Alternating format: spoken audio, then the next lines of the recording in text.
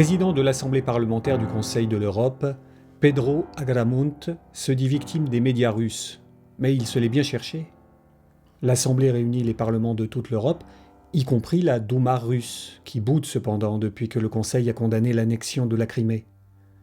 Le Parlement de Crimée avait en effet travaillé sous la menace directe des mitraillettes russes.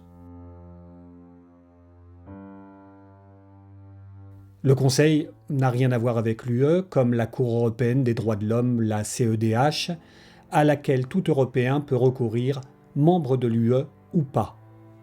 Les parlementaires du Conseil sont des députés envoyés à Strasbourg par leurs parlements nationaux. L'Espagnol, Pedro Agramunt, en était donc le président quand il a eu la très mauvaise idée d'accepter l'invitation du député russe Leonid Slutsky.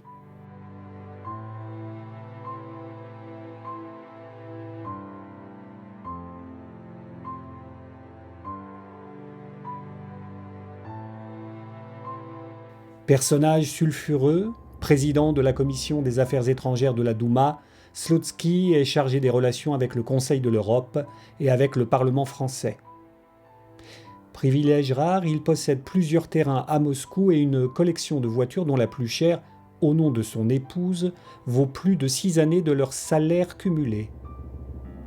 Sous sanction des États-Unis et de l'Union européenne, il est un relais du système d'influence mis en place par Poutine à l'étranger.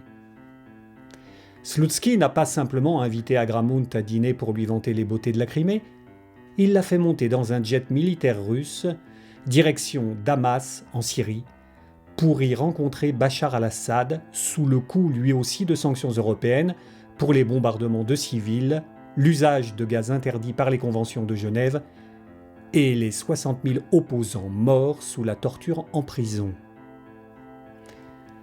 Dans un cadre démocratique, une décision sur les sanctions dépend d'un vote de l'ensemble du Parlement et pas seulement d'un oukase du président. Ce qu'Agramunt a bien été obligé d'expliquer aux Russes. Du coup, pour rentabiliser le voyage, Slutsky a choisi de le mouiller jusqu'au cou en le livrant aux bons soins de la propagande russe. RT, la chaîne internationale du Kremlin, s'est fait une joie d'annoncer dans toutes les langues que le président du Parlement européen rendait visite à Bachar al-Assad, ce qui délégitimait les décisions européennes. Agramunt y a perdu son job, car il ne devait pas laisser entendre qu'il représentait le Parlement alors même que celui-ci n'était pas au courant du voyage. Si Agramunt a sans doute été naïf, d'autres parlementaires savent parfaitement ce qu'ils font.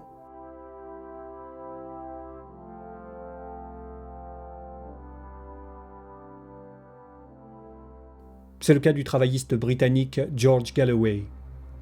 Ce jour-là, son discours, enflammé, entraîne Westminster à refuser l'intervention en Syrie, bien que Bachar al-Assad ait osé gazer sa propre population. Retrait britannique qui conduit Obama à refuser à son tour l'intervention. Bachar peut continuer de massacrer son peuple, avec l'appui iranien et russe, entraînant 200 000 morts supplémentaires et l'exode de 10 millions de réfugiés, finalement expropriés par leur propre gouvernement qui s'empare de leurs biens.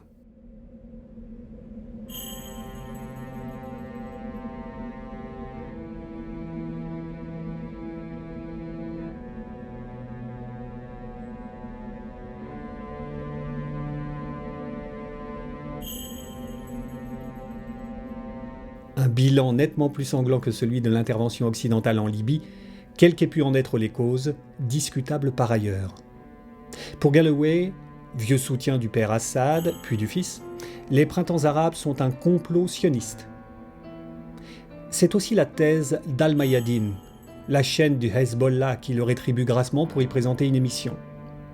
Longtemps correspondant d'Al Jazeera à Téhéran, Ghassan Benjedou a créé Al-Mayadeen parce qu'il trouvait la chaîne qatari trop tiède. Il collabore étroitement avec Presse TV, chaîne iranienne dirigée par un ami de Saïd Ramadan, inculpé de meurtre aux États-Unis. Au Liban, on dit qu'Al-Mayadeen est financé par le Hezbollah et Rami Makhlouf, le cousin milliardaire de Bachar al-Assad.